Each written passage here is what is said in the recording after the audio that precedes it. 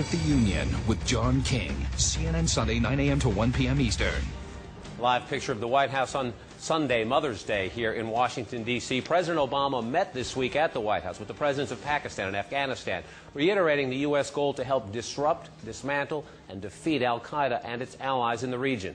But while Afghanistan's President Hamid Karzai and Pakistan's President Asif Ali Zardari both pledged their full cooperation in the fight, there are deep concerns at the White House and in Congress about whether their governments are capable of defeating the militants. I spoke a short time ago with the man in charge of the U.S. military efforts in the region and the head of the U.S. Central Command, General David Petraeus. General Petraeus, welcome back to State of the Union. I want to start with the offensive underway by the Pakistani military in Pakistan. It took a long time for you to convince Pakistan to get about this. And I'm starting at the map so I can pull out and show our viewers the area we're talking about, the SWAT district up here, right in here. Just a basic question for you, sir. This offensive has been underway for quite a bit of time now. How effective is it? Well, first of all, let me say I'm not sure I accept the characterization that you said. This is Pakistan's offensive, and it was galvanized by Taliban action, certainly not by American rhetoric or encouragement. What has happened in this case is that the actions of the Taliban in breaking the agreement that was reached for SWAT and then moving into other districts of the Northwest Frontier Province, these have served as a catalyst, really, for all of Pakistan. And you now see all of the Pakistani political leaders, including opposition figures. You see the Pakistani people and you see the Pakistani military determined to reverse this trend and to deal with the Taliban threat ultimately in Swat Valley. And how effective do you think it is being? And let me ask in the context of this is a military offensive. They are going in there and bombing and pushing them out and attacking them. But I would not say this is out of the Petraeus counterinsurgency playbook. So do you worry at all that these gains will be short-term, not lasting? Well, the true test in counterinsurgency, and I can tell you that in our dialogue with Pakistani leaders this past week, there's a clear recognition of the concept of counterinsurgency operations, of employing all the tools of government, a whole-of-government approach.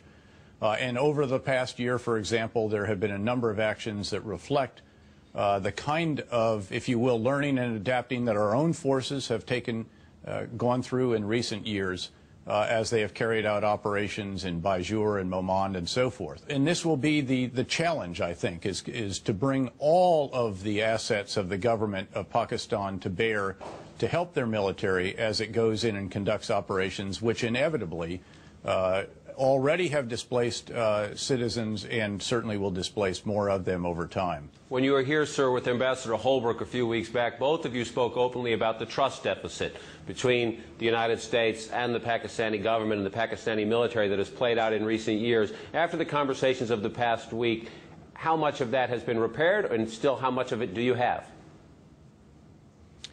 Well, I think the conversations here were quite productive and positive. In fact, I think most participants assessed after the conduct of the trilateral meetings that not just the rhetoric but even the substance exceeded expectations.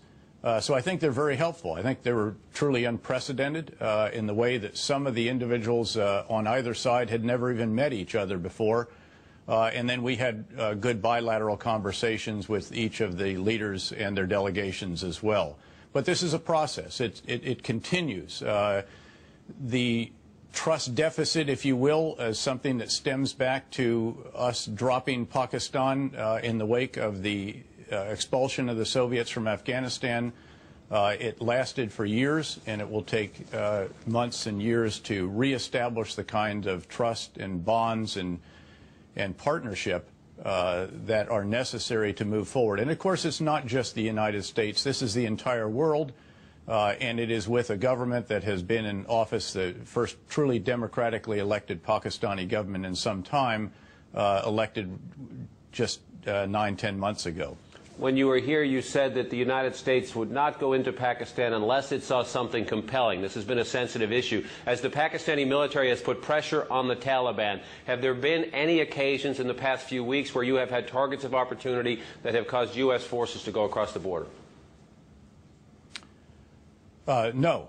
And I think we have been unequivocal in saying that this is not about us putting combat boots on the ground. This is about us providing assistance, as we do numerous nations around the world, a bit more robust in this case, certainly. But we provide some training assistance, we provide ammunition, we provide spare parts, help with maintenance systems, processes, but a lot of these very similar to the kinds of security assistance programs that we have around the world, albeit this one more robust and also in the form of the coalition support funds, significantly additional funding.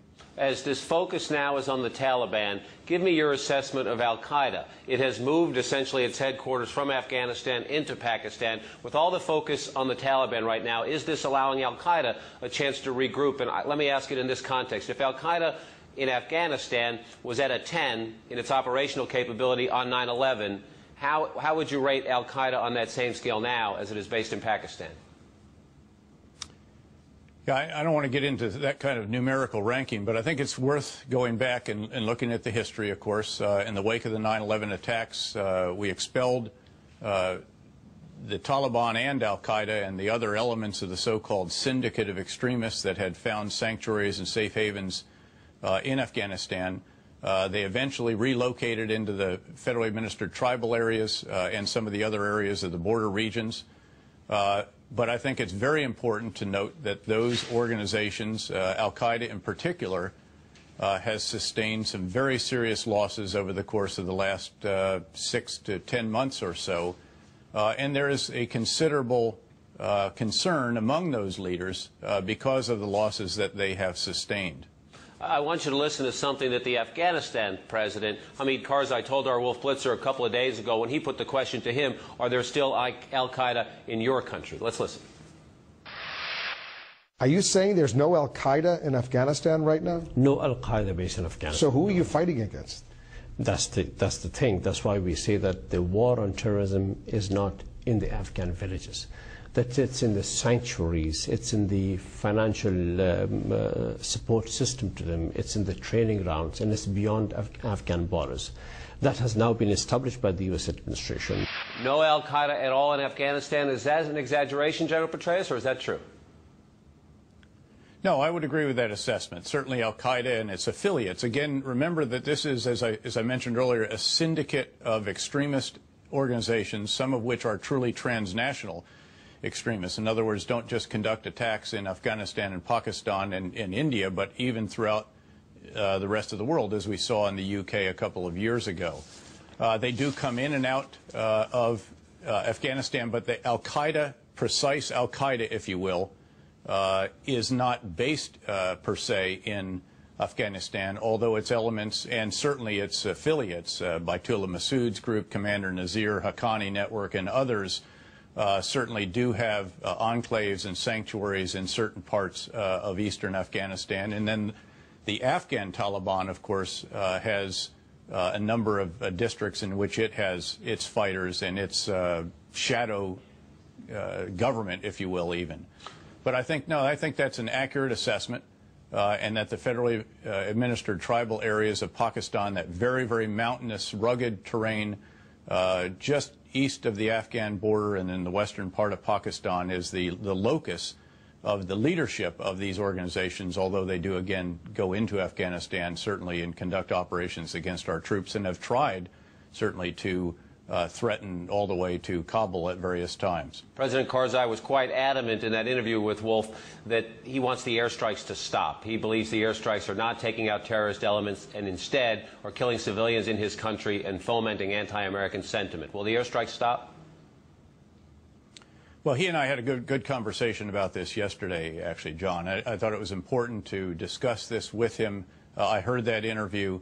There is no question, and we have all agreed for some time, and General McKiernan, in fact, put out tactical guidance to this end, as did the Central Command Headquarters, that we have to be very, very sensitive that our tactical actions, our tactical employment in battles and so forth of close air support and other enablers does not undermine our strategic goals and objectives. And we reaffirmed that in our conversation yesterday.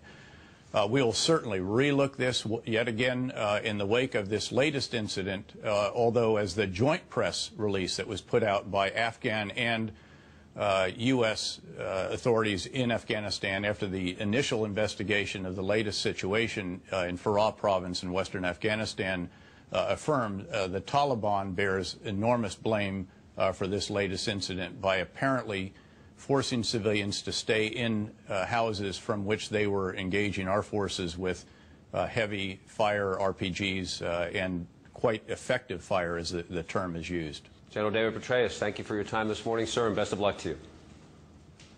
Good to be with you, John. Thanks.